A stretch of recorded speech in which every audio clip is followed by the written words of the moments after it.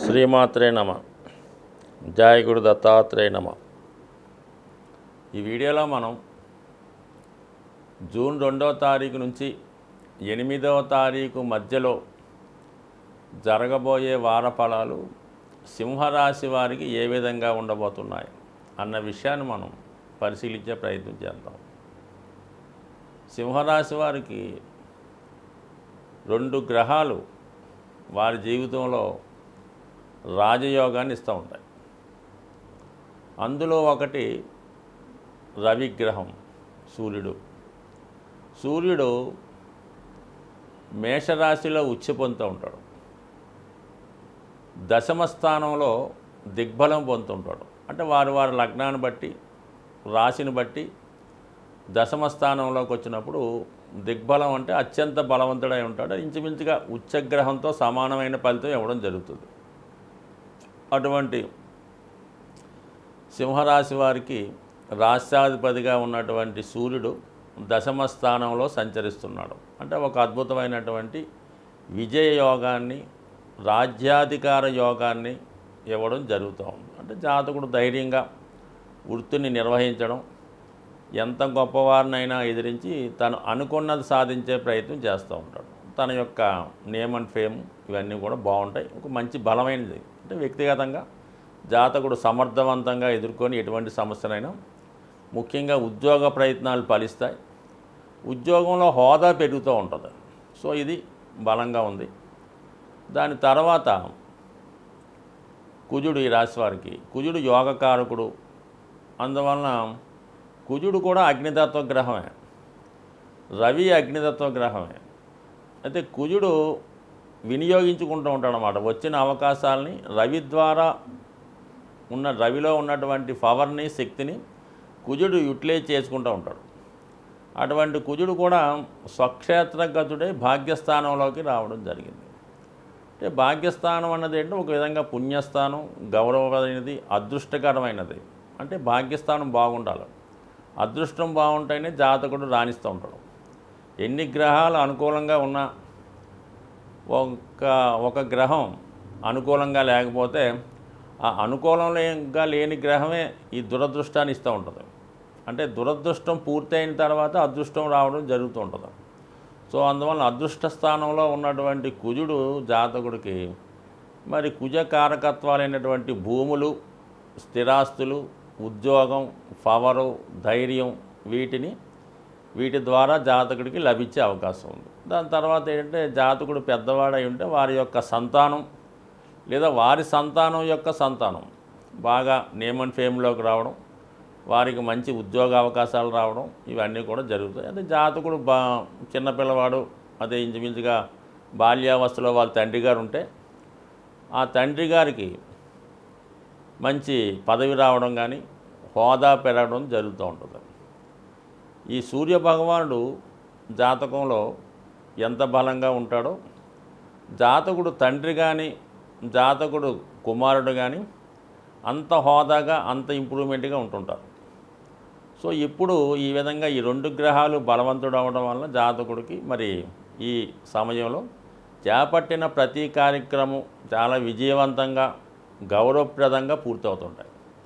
ఇక మిగతా విషయాలకు వచ్చినప్పుడు మరి ఈ వారంలో ఏర్పడుతున్నటువంటి ఈ పంచగ్రహ కూటమి సాధారణంగా దశమ స్థానంలో ఏర్పడడం వల్ల ఇది వృత్తి మీద ఎక్కువ ప్రభావాన్ని చూపిస్తూ ఉంటుంది. దశమ స్థానం అన్నది కర్మస్థానం కాబట్టి మరి జాతకుడు చేయవలసినటువంటి బాధ్యతలు, తీర్చుకోవాల్సినటువంటి రుణాలు ఇవన్నీ కూడా చెప్తూ ఉంటాయి. మరి ముఖ్యంగా మరి దశమ స్థానంలో గురు సంచారం, శుక్ర బుధ సంచారాలు ఇవన్నీ కూడా జాతకుడికి వృత్తిపరంగా కొన్ని మార్పు రావచ్చు, వృత్తిలో హోదా పెరగవచ్చు. ఏదైనా మార్పు వచ్చినప్పుడే హోదా పెరుగుతుంటుంది కాబట్టి దానికి సిద్ధంగా ఉంటే కంపల్సరీగా అటువంటి గొప్ప యోగం వృత్తిపరంగా ఈ జాతకుడికి హోదా పెరిగే అవకాశం ఉంది. సో ఇది ఇవన్నీ బాగున్నప్పుడు కూడా మరి శని భగవానుడు మరి తన సప్తమ దృష్టితో ఈ సింహరాశిని వీక్షించడం వల్ల చేయిదాకా వచ్చినటువంటి పనులు, కార్యక్రమాలని చేయిజారిపోతుంటాయన్నమాట. అయిపోయింది ఇంకా మనకే వచ్చేద్ది అనుకుంటాడు. చివరి నిమిషంలో అది మిస్ అయిపోతూ ఉంటుంది అన్నమాట. ఇది ఒక విధమైనటువంటి శని సప్తంలో ఉన్నప్పుడు ఈ పునర్పు దోషం అన్నది ఏర్పడుతుంటుంది. అంటే ఇవన్నీ కూడా టెంపరీగా ఏర్పడుతుంటాయి. ఈ ఎల్లకాలం ఉండవి. శని సప్తంలో ఉన్నంతకాలం ఈ సింహరాశి వారికి ఈ అవకాశాలు మిస్ అవుతుంటాయి. దానికి తోడు అష్టమంలో ఉన్నటువంటి రాహు మీకు వచ్చిన అవకాశాలని మీకు సంబంధం లేని వ్యక్తులు పాడు చేస్తూ ఉంటారు.